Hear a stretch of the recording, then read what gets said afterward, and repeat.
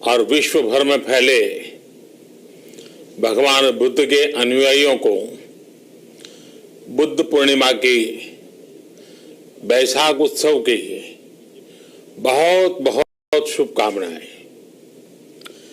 ये मेरा सौभाग्य है कि मुझे पहले भी इस पवित्र दिन पर आपसे मिलने, आप सभी से आशीर्वाद लेने का अवसर मिलता रहा है। 2015 और 2018 में दिल्ली में और साल 2017 में कोलंबो में मुझे इस कार्यक्रम से जुड़ने का, आपके बीच आने का मौका मिला था। हाँ, इस बार परिस्थितियां ही कुछ और हैं, इसलिए आमने सामने आकर के आपसे मुलाकात नहीं हो पा रही। साथियों, भगवान बुद्ध का वचन है, मनो पुब्बम गमा धम्मा, मनोसेट्टा मनोमया, यानी धम्म मन से ही होता है, मन ही प्रधान है, सारी प्रवृत्तियों का अगुवा है। इसलिए आपका और मेरा मन का जो जुड़ाव है, उसके कारण सशरीर उपस्थिति की कभी उतनी महसूस नहीं होती। आपके बीच आना बहुत खुशी की बात होती, लेकिन अभी हालात हमें वो परमिट नहीं करते हैं और इसलिए दूर से ही टेक्नोलॉजी के माध्यम से आपने मुझे अपनी बात रखने का अवसर दिया। इससे बढ़कर के संतोष और क्या हो सकता है। साथियों, लॉकडाउन की इस विकट परिस्थितियों में भी वर्चुअल वैशाख बुद्ध पूर्णिमा दिवस समारोह, इसके इस आयोजन के लिए अंतर्राष्ट्रीय बौद्ध संघ प्रशंसा के पात्र है। आपके इस अभिनव प्रयास के कारण ही इस आयोजन में विश्व भर के लाखों अनुयायी एक दूसरे के साथ जुड़ रहे हैं। लुम्बिनी, बोधगया, सारनाथ और कुशीनगर के अलावा श्रीलंका के श्री अनुराधापुर स्तूप और वासुदेवा मंदिर में हो रहे समारोहों का इस तरह एकीकरण कितनी अद्भुत कल्पना है, कितना सुंदर दृश्य है। हर जगह हो रहे पूजा कार्यक्रमों का ऑनलाइन प्रसारण होना अपने आप में अद्भुत अनुभव है। आपने इस समारोह को कोरोना वैश्विक महामारी से मुकाबला कर रहे पूरी दुनिया के हेल्थ वर्कर्स और दूसरे सेवा कर्मियों के लिए प्रार्थना सप्ताह के रूप में मनाने का संकल्प लिया है। करुणा से भरी आपकी इस पहल के लिए मैं आपकी सराहना करता हूं।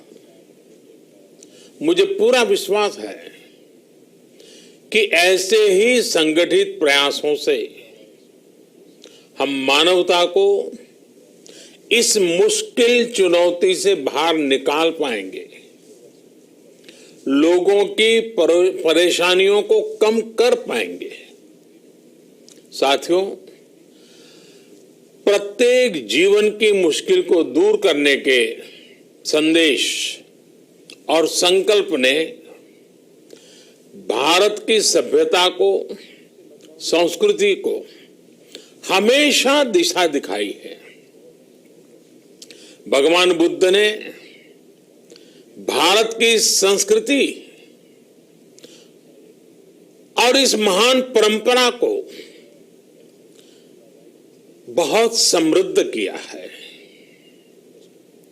वो अपना दीपक स्वयं बने और अपनी जीवन यात्रा में दूसरों के जीवन को भी प्रकाशित करते रहे। और इसलिए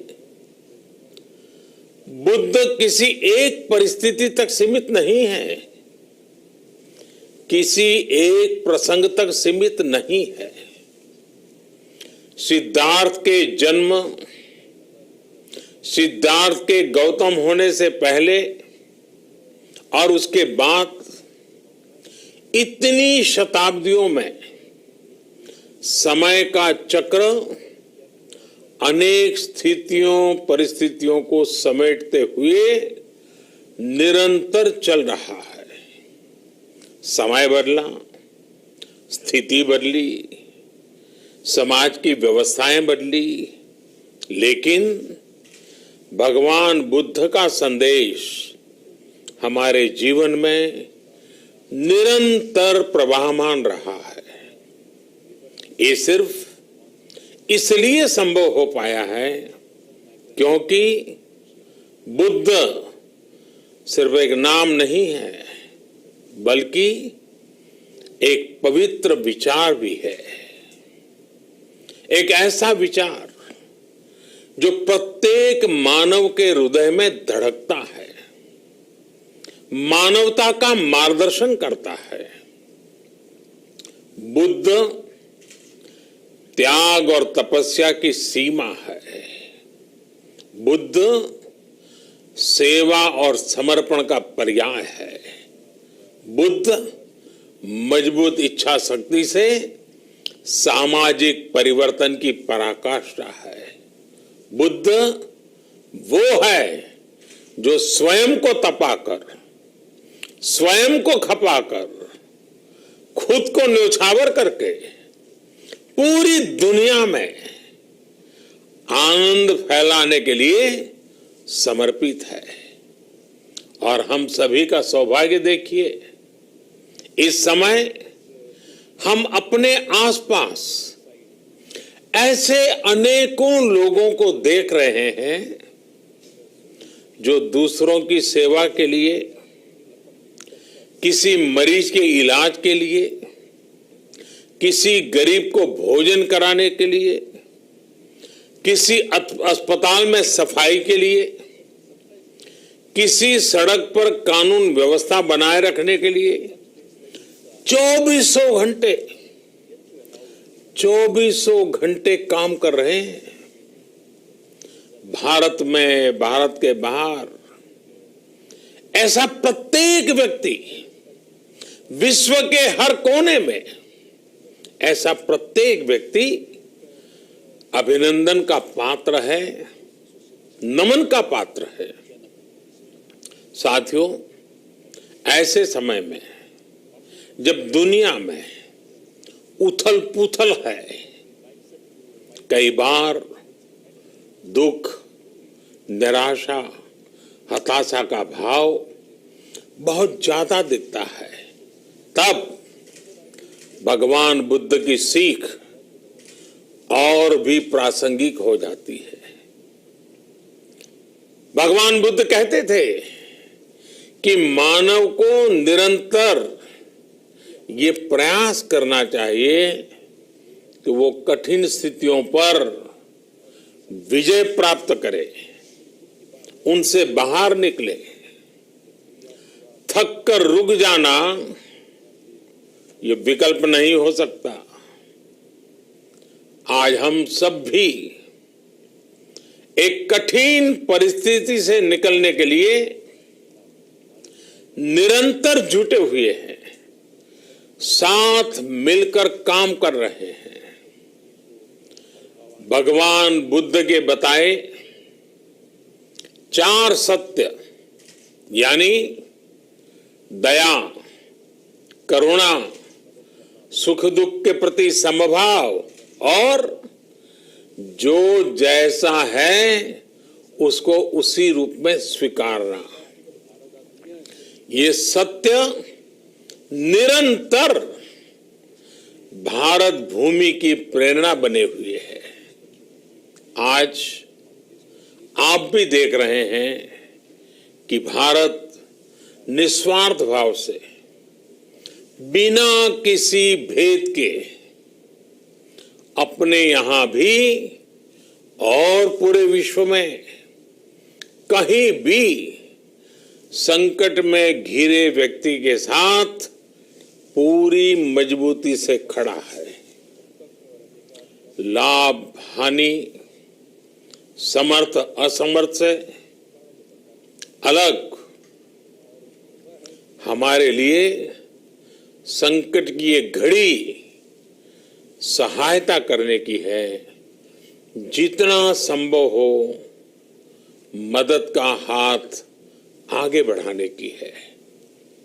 यही कारण है कि विश्व के अनेक देशों ने भारत को इस मुश्किल समय में याद किया और भारत ने भी हर जरूरतमंद तक पहुंचने में कोई कसर नहीं छोड़ी है। भारत आज प्रत्येक भारतवासी का जीवन बचाने के लिए हर संभव प्रयास तो कर ही रहा है, अपने वैश्विक दायित्वों का भी उतनी ही गंभीरता से पालन कर रहा है। साथियों, भगवान बुद्ध का एक एक वचन, एक एक उपदेश मानवता की सेवा में भारत की प्रतिबद्धता को मजबूत करता है। बुद्ध भारत के बोध और भारत के आत्मबोध दोनों का प्रतीक है। इसी आत्मबोध के साथ भारत निरंतर पूरी मानवता के लिए, पूरे विश्व के हित में काम कर रहा है और करता रहेगा।